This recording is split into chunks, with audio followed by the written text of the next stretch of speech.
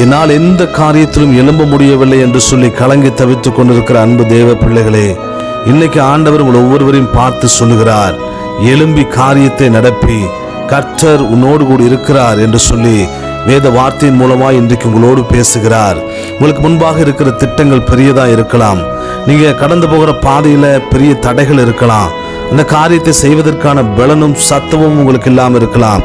இன்னைக்கு ஆண்டவர் சொல்றாரு, நான் உன் கூட இருக்கிறேன், நான் உன்னோடு கூட இருந்து நான் காரியத்தை நடப்பிப்பேன் என்று சொல்லி கர்த்தர் இன்றைக்கு உங்கள் ஒவ்வொருவரையும் பலப்படுத்துகிறார்.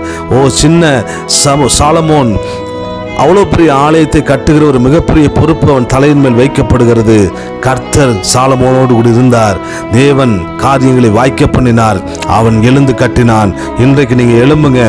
தேவனுடைய ஆலயத்தை சாலமோன் கட்டினது போல உங்கள் தரிசனங்களை, உங்களை எதிர்காலத்தை நீங்க கட்டுங்க. கர்த்தர் உங்களோடு கூட இருந்து உங்களை ஆசீர்வாதத்தை நடத்துவார். ஆமென்.